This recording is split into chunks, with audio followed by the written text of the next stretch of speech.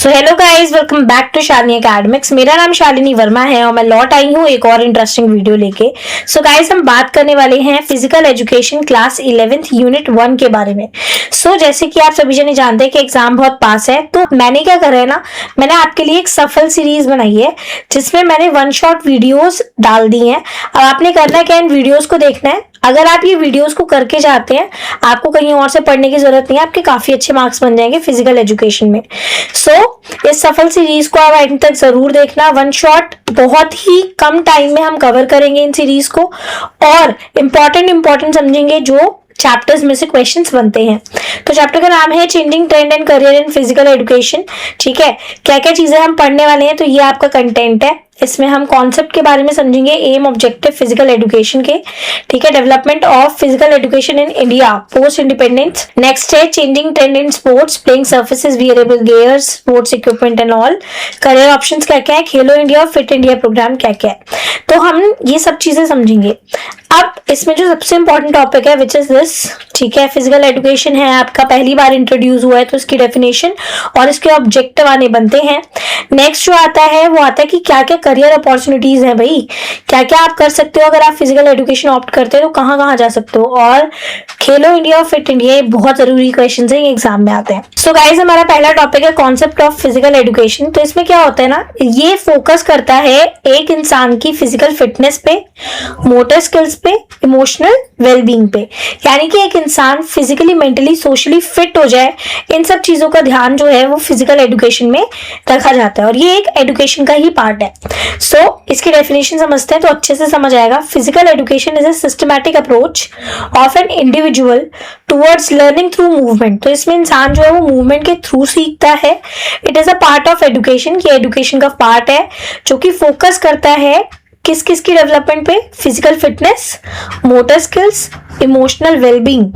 ठीक है, through physical activity. ये सारी चीजें कैसे डेवलप होंगी एक इंसान में, फिजिकल एक्टिविटीज कर करके।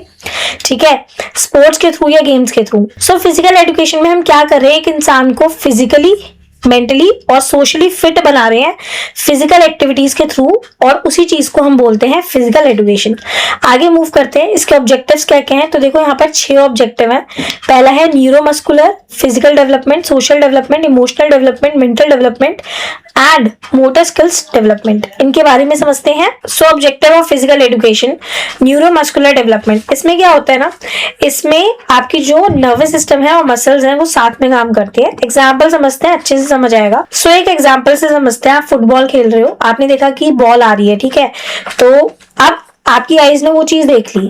आप बॉल को देखते के साथ ही जैसी वो बॉल आपके पास आएगी, आपकी जो मसल्स हैं वो रिएक्ट करेंगी। तो यहाँ पर क्या हो रहा है कि आपका नर्वस सिस्टम और मसल साथ में जो है वो कोऑर्डिनेशन करके रिएक्ट कर रहे हैं, और इसी को बोला जाता है न्यूरोमस्कुलर डेवलपमेंट, विच मीन्स कि आपकी जो नर्वस सिस्टम है और जो आपकी मसल्स हैं वो साथ में एक साथ जो है वो रिस्पॉन्स कर रही हैं, कोऑर्डिनेट कर रही हैं और फिर मूवमेंट हो रही है। ठीक है, नेक्स्ट जो है वो फिजिकल डेवलपमेंट। इसमें आप क्या करते हो कि फिजिकल एक्टिविटीज के थ्रू जो है अपनी स्ट्रेंथ बढ़ाने की कोशिश करते हो, अपनी बॉडी के अंदर फ्लेक्सिबिलिटी लाते हो, इंड्योरेंस लाते हो, कोऑर्डिनेशन लाते हो। ठीक है, और ये सब चीजें कैसे हो पाती है, रेगुलर एक्टिविटीज के थ्रू। तो बेसिकली आप फिजिकली फिट हो रहे हो, आपकी जो बॉडी स्ट्रक्चर है वो अच्छा बन रहा है, स्ट्रॉन्ग बन रहा है, उसी को हम बोलते हैं कि इस इंसान में जो है वो फिजिकल डेवलपमेंट हो रहा है। नेक्स्ट है मोटर स्किल डेवलपमेंट। देखो, हमारी जो मोटर स्किल्स होती हैं वो 2 होती हैं, एक होती है फाइन मोटर और एक होती है gross motor. Gross motor skills जो होती है ना, वो बड़ी बड़ी मांसपेशियों पे काम करती हैं। ठीक है, जैसे कि हाथ से बॉल को पकड़ना, ठीक है, और आपका जो है वो भागना, ये सब चीजें जो हैं ये आपका आता है ग्रॉस मोटर में। फाइन मोटर होती है जिसमें आपकी छोटी छोटी मसल्स इन्वॉल्व होती है, जैसे पेंसिल से लिखना। ठीक है, हाथ में जो है अगर आपके सुई धागा है तो सुई में धागा डालना, उसमें जो है छोटी छोटी मसल्स इन्वॉल्व होती हैं।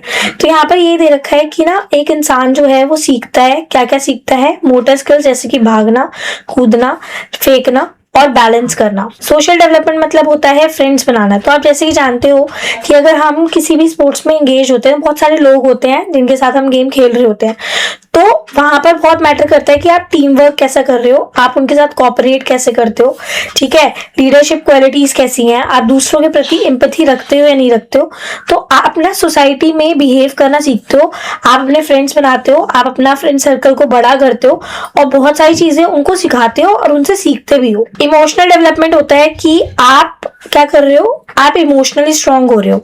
फॉर एग्जाम्पल, आप क्रिकेट खेल रहे हो और बाय चांस आपके फेस में बॉल लग जाती है, तो आप एकदम से हाइपर नहीं हो जाते हो, आप गुस्सा नहीं करते हो, अपने इमोशंस पे कंट्रोल है आपका, ठीक है, उसको बहुत ही पॉजिटिवली लेते हो और कहते हो कोई बात नहीं, चलता है, इतना तो स्पोर्ट्स में लगी जाती है। तो यहाँ पर क्या है ना कि आपने अपने इमोशंस पे कंट्रोल कर रखा है। नेक्स्ट है मेंटल डेवलपमेंट। इसमें क्या होता है ना कि आपका जो ब्रेन है वो बहुत अच्छे से काम कर रहा होता है, ठीक है, आपको पता है कि कब कैसे कहां पर कौन सा मूव लेना है, ठीक है। अगर आप चेस खेल रहे हो तो आपको वहां पर मेंटल डेवलपमेंट की बहुत ज्यादा जरूरत होती है, बिकॉज आपको पता होना चाहिए कि कब कौन सी गिट्टी उठानी है, कौन सा मूव करना है जिसकी वजह से मेरे को हार्म ना हो।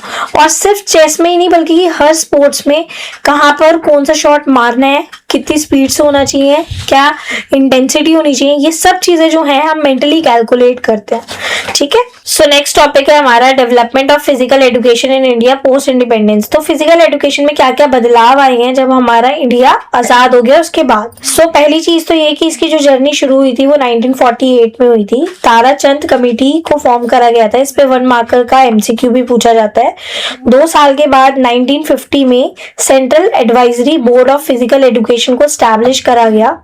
1951 में जो है एशियन गेम्स खिलवाए गए, जिसको जो होस्ट करा गया था वो न्यू दिल्ली में करा गया था। 1957 में लक्ष्मीबाई ऑफ फिजिकल एजुकेशन जो कॉलेज है उसमें फिजिकल एजुकेशन को इंट्रोड्यूस करा गया ग्वालियर में। ये क्वेश्चन 100% आता है। उसी के साथ साथ 1982 में बहुत बड़ा चेंज आया जब एशियन गेम्स को इंट्रोड्यूस करा गया था। अब SAI की जो है फुल फॉर्म पूछी जाती है, स्पोर्ट अथॉरिटी ऑफ इंडिया। 1984 में इसको जो है लाया गया और इसका काम क्या था कि जितने भी टैलेंट्स हैं उनको एक डायरेक्शंस देना और फैसिलिटीज को मेंटेन करना, जितनी भी चीजें हमें स्पोर्ट्स में नीडेड हैं उन सब चीजों को ढंग से देखना और उनको अवेल कराना, ये सब चीजें जो हैं वो SAI के अंतर्गत आती हैं। इंडिया ने बहुत ही अच्छे से कॉमनवेल्थ गेम जो हैं उनको खिलवाया 2010 में, ठीक है। 2018 तक आते आते CBSE ने फिजिकल एजुकेशन को कंपल्सरी कर दिया। किसके लिए? 9th से लेके 12th तक के स्टूडेंट्स के लिए। नेक्स्ट है changing trend in sports, playing surfaces, wearable gears, sports equipment and all. So guys, अब हम नेक्स्ट टॉपिक में देखने वाले हैं मॉडर्न प्लेइंग सर्फेसेस के बारे में कि किस तरीके से जो है सर्फेसेस इंट्रोड्यूस हुए हैं, किस किस जगह पे जो है खिलवाया जाता है। सो सबसे पहला है आउटडोर स्पोर्ट्स सर्फेसेस और एक और होता है इंडोर स्पोर्ट्स सर्फेसेस। उन दोनों के बारे में हम समझेंगे। तो आपने देखा होगा कि जो प्लेयर्स हैं उनको एक प्लेटफॉर्म चाहिए होता है जहां पर वो स्पोर्ट्स को परफॉर्म करें, ठीक है। तो आजकल जो है वो बहुत ही मॉडर्न टेक्निक्स आ चुकी हैं, उन सब चीजों के बारे में हम बात करेंगे। तो इसमें जो एथलीट का जॉगिंग ट्रैक होता है, पहला जो है उसमें आ रहा है क्ले एंड सिंडर ट्रैक। तो इसमें क्या होता है ना, ये बेसिकली ऐश, रॉक और कार्बन से मिलके बनता है। बहुत ही ज्यादा सॉफ्ट होता है, कंफर्टेबल होता है इस पे भागना। यहाँ पर मैंने कुछ इमेजेस भी डाल दी हैं। नेक्स्ट है आपका सिंथेटिक ट्रैक्स। तो यहाँ पर आपको दिख रहे होंगे, बेसिकली इनको रबर से जो है वो बनाया जाता है एंड ये बाउंड होता है लेटेक्स से, और जितने भी ज्यादातर एथलीट्स हैं वो प्रेफर करते हैं इस तरीके का ट्रैक बिकॉज उनको रनिंग के लिए बहुत ज्यादा कंफर्टेबल होता है। नेक्स्ट है आपका turf surfaces, natural grass and clay. So आपने देखा होगा नेचुरल सर्फेसेस ऐसे होते हैं जिसमें आप गेम्स को खेल सकते हैं। सो सिंथेटिक टर्फ ऑप्शंस में आपके पास 2 ऑप्शंस होते हैं, ठीक है, पॉलीग्रास एंड एस्ट्रोटर्फ। सो पॉलीग्रास में क्या होता है ना, ये ड्यूरेबल होता है और लो मेंटेनेंस सर्फेसेस होते हैं, जबकि जो एस्ट्रोटर्फ होते हैं ये बहुत स्मूथ होते हैं, ठीक है, और इसमें क्या होता है ना, लो फ्रिक्शन सर्फेसेस होते हैं, ठीक है। और उसी के साथ साथ अगर आप स्पीड वाले गेम्स खेल रहे हो जैसे कि हॉकी हो गया, तो उसके लिए बेस्ट माने जाते हैं ये। सो इंडोर स्पोर्ट्स सर्फेसेस में आपके 3 है, ठीक है। पहला है wooden floor, synthetic court and badminton mat. तो इसमें क्या होता है, वुडन मतलब लकड़ी से बना हुआ होगा, ठीक है, उसके ऊपर आप जो है गेम्स को एक्सरसाइज कर रहे होंगे। सो बैडमिंटन मैट्स में क्या होता है कि जो आपकी वुडन फ्लोरिंग है उसके ऊपर सिंथेटिक मैट्स को बिछा के देन आपको जो है गेम खिलवाया जाता है। सो नेक्स्ट है आपका wearable gears and equipment. So basically हम जो चीजें हैं स्पोर्ट्स खेलते समय क्यों पहनते हैं और हमें इक्विपमेंट की क्यों जरूरत है, तो भाई क्लियर सा मैटर है कि पहला तो होता है सेफ्टी मैटर, कि आपको चोट ना लगे। तो आपको क्या पहनाया जाता है, हेलमेट, ग्लव्स, पैड्स, गार्ड्स, ताकि आप जो है अपने आप को हार्म ना कर लो। या सामने से जो प्लेयर खेल रहा है आपके साथ उसकी वजह से आपको चोट ना लग जाए या कोई और इंसिडेंट आपके साथ ना हो जाए, इस वजह से आपको ये सारे गियर्स पहन के खेलने पड़ते हैं। सो नेक्स्ट है बूस्टिंग परफॉर्मेंस। अपनी परफॉर्मेंस को बहुत तेज करने के लिए भी आप क्या क्या पहनते हो? पहला है एरोडायनेमिक स्विम सूट। इससे आपकी जो स्पीड है ना स्विमिंग के टाइम पे बहुत तेज हो जाती है। नेक्स्ट है आपका एडवांस फुटवेयर। तो आप ऐसी चीजें पहनते हो जिससे आपकी ग्रिप अच्छी बने, बैलेंस अच्छा बने, आपकी मूवमेंट अच्छी हो, ताकि जब आप स्पोर्ट्स खेल रहे हो ना तो इन सब चीजों में आपको दिक्कत ना आए। नेक्स्ट है आपका real time monitoring and judgement. So यहाँ पर है जीपीएस ट्रैकर। ये किस चीज में हेल्प करता है? आपकी हार्ट रेट मॉनिटर करने में, हाइड्रेशन, फैटीग, कितनी आपको थकान हो गई है, इन सब चीजों को मॉनिटर करता है। उसी के साथ साथ जो डिसीजन है उनको लेना बहुत ही ज्यादा एक्यूरेट हो जाता है, प्लस बहुत फास्टर हो जाता है, बिकॉज जब वो ऑलरेडी इन सब चीजों को मॉनिटर कर चुके होते हैं, बस उनको एग्जामिन करना होता है कि किस प्लेयर ने कितना अच्छा जो है परफॉर्म किया है। तो जजमेंट और डिसीजन लेना बहुत क्विक हो जाता है और बहुत अच्छे तरीके से लिया जाता है। सो नेक्स्ट है एस्थेटिक अपील। इसमें क्या होता है ना, आपकी परफॉर्मेंस जो है वो तो बहुत अच्छी हो ही जाती है, प्लस आपके अंदर जो है कॉन्फिडेंस आता है और आप बहुत अच्छे से और परफॉर्म कर पाते हैं। सो नेक्स्ट टॉपिक है हमारा technology in sports. So sports में कौन कौन सी टेक्नोलॉजी आ गई है जिसकी वजह से स्पोर्ट को मेजर करना बहुत आसान हो गया है? First, officiating technology. Second, advanced protective gears. Third, high precision timing system. Fourth, locating tracking system. Fifth, biomechanical and movement analysis. तो इनके बारे में एक एक करके समझते हैं। सो पहला जो पॉइंट है उसमें क्या क्या लिख सकते हैं आप? लेजर सिस्टम के बारे में लिख सकते हैं। ठीक है, लेजर सिस्टम जिम्नास्टिक और जंपिंग में बहुत ज्यादा यूज होता है। उसके बाद है एलईडी स्टंप्स। ठीक है, तो क्रिकेट में यूज किया जाता है।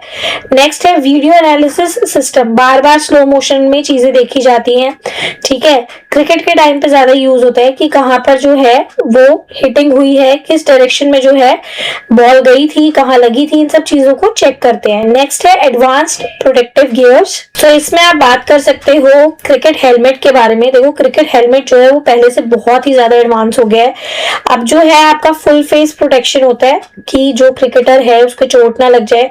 इस चीज की इंश्योरेंस जो है वो बिल्कुल क्रिकेट प्रोटेक्टिव हेलमेट के थ्रू की जाती है और ये बहुत ही ज्यादा एडवांस मोड में आ चुके हैं। सो नेक्स्ट है टाइमिंग सिस्टम के बारे में। देखो अब क्या होता है ना, अब नैनो सेकंड भी काउंट होते हैं, क्योंकि पता है बहुत ही कम सेकंड से भी जो प्लेयर्स हैं वो जीत रहे होते हैं, तो बहुत माइनर से माइनर सेकंड को भी काउंट करा जाता है ताकि एग्जैक्ट विनर का पता लगाया जा सके। नेक्स्ट है लोकेटिंग ट्रैकिंग सिस्टम। सो ट्रैकिंग सिस्टम सिर्फ मैप वर्क में ही काम नहीं आता, बल्कि कि आपको जो है स्टेडियम के क्राउड को मैनेज करने में काम आता है। आगे जो है वो है बायोमैकेनिकल एंड मूवमेंट एनालिसिस। सो अब क्या हो गया है ना कि सेंसर्स आ चुके हैं आपके बैट्स में, रैकेट में और शूज में। ठीक है, जो कि बहुत ही ज्यादा हेल्प करते हैं स्पोर्ट्स को एनालिसिस करने में। सो अब हम बात करेंगे करियर इन फिजिकल एजुकेशन। अगर आप फिजिकल एजुकेशन ऑप्ट करते हैं तो क्या क्या करियर है? तो भाई आप टीचर बन सकते हैं, कोचेस बन सकते हैं, ठीक है, एक्टिविटी कोऑर्डिनेटर बन सकते हैं। कॉलेजेस और यूनिवर्सिटी की अगर हम बात करें, आप प्रोफेसर बन सकते हो, रिसर्चर बन सकते हो, ठीक है, स्पोर्ट्स ऑफिसर बन सकते हो। स्पोर्ट्स एंड अकेडमीज की बात करें तो आप कोचेस, ट्रेनर, टैलेंट स्काउट, इन सब चीजों में अपना करियर देख सकते हो। Fitness industries and wellness centre. तो आप सभी जन जानते हैं कि आजकल जो है वो फिटनेस की तरफ हर एक इंसान जो है वो अपने आप को मोटिवेट कर रहा है। तो आप योगा इंस्ट्रक्टर बन सकते हो, ठीक है, जिम मैनेजर बन सकते हो। मीडिया एंड जर्नलिज्म, आप अपना career as a sports journalist बना सकते हो, कमेंटेटर बना सकते हो। Corporate wellness program and NGO, आप एज ए एनजीओ को ज्वाइन करके जो है बहुत ही ज्यादा योगदान दे सकते हो फिजिकल एजुकेशन में, ठीक है, प्रमोट कर सकते हो उसको। आगे है आप government and private sport authority के साथ जुड़ सकते हो और अपना करियर बहुत अच्छा बना सकते हो। आप गवर्नमेंट स्कूल में जाके टीचर बन सकते हो। देखो फिजिकल एजुकेशन का जो टीचर है वो हर एक स्कूल में उनकी नीड होती है, हर एक कॉलेजेस में नीड होती है, तो बहुत सारे ऑप्शंस हैं अगर आप फिजिकल एजुकेशन ऑप्ट करते हैं तो। नेक्स्ट टॉपिक है खेलो इंडिया प्रोग्राम। इसको लॉन्च करा गया था 2017-18 में मिनिस्ट्री ऑफ यूथ अफेयर्स ने। सो इसका पर्पस क्या था कि इंडिया में जितने भी हमारे लोग हैं उनको हमने पार्टिसिपेशन के लिए इंकरेज करना है कि आप स्पोर्ट्स खेलो, ठीक है, और हमने अपने देश में टैलेंटेड लोगों को ढूंढना है और उनका एक्टिव पार्टिसिपेशन कराना है स्पोर्ट्स में, ठीक है। अब यहाँ पर जो विजन था वो लिखा हुआ है, आप देख सकते हैं। सो बेसिकली हमने क्या करना है ना, स्पोर्ट्स को बहुत ही ज्यादा अच्छे तरीके से डेवलप करना है और उसको इंटरनेशनली जो है लेके जाना है। सो इसमें हम क्या करते हैं, हम बेसिकली जो टैलेंटेड लोग हैं उनको एक डायरेक्शन देते हैं और हेल्थ और एक्टिव लाइफस्टाइल का ध्यान रखते हैं। इसमें 12 फोकस एरियाज है। फर्स्ट खेलो इंडिया यूथ गेम्स 2018 में आयोजित कराए गए थे और हरियाणा ने टॉप करा था। लेकिन अगर हम 2025 की बात करें तो ये बिहार में हुए, लेकिन जो बहुत ही अच्छा परफॉर्मेंस दी है वो महाराष्ट्र ने दी है। महाराष्ट्र जो स्टेट है उसने बहुत ही अच्छे तरीके से खेला है खेलो इंडिया प्रोग्राम। आगे जो है वो है फिट इंडिया प्रोग्राम। ये बहुत ही इंपॉर्टेंट है। 29 अगस्त 2019 इसकी डेट जरूर आती है, ठीक है। पीएम नरेंद्र मोदी जी ने इसको स्टार्ट करा था, ठीक है। इसका मेन मोटिव यही है कि इंडिया के जो यूथ हैं उनको फिट रखना, फाइन रखना, उनकी हेल्थ को प्रमोट करना और नेशन को एक्टिव रखना, ठीक है। सुस्ती नहीं चाहिए, नेशन को एक्टिव लोग चाहिए। इस चीज के लिए जो है फिट इंडिया मूवमेंट को स्टार्ट करा गया। अब ऑब्जेक्टिव क्या है, फिजिकल एक्टिविटीज को इंकरेज करें कि ज्यादा से ज्यादा लोग जो है वो फिजिकल एक्टिविटी करें, रेगुलर एक्सरसाइज करें, स्पोर्ट्स में पार्टिसिपेट करें, हेल्दी लाइफस्टाइल को अडॉप्ट करें, ठीक है। ये नहीं कि समोसे चल रहे हैं, सुबह सुबह कचौड़ियां चल रही हैं, ऐसे नहीं है। आपने जो है बिल्कुल फिट खाना खाना है, फ्रूट्स खा लो, ठीक है, हेल्दी फूड खा लो, प्रोटीन वगैरह इनटेक करो। तो ये सब चीजें हैं। और लोगों के बीच में जो है अवेयरनेस फैलाना, उनको एडुकेट करना कि फिटनेस कितनी जरूरी है। इस वजह से जो है फिट इंडिया मूवमेंट को स्टार्ट करा गया था।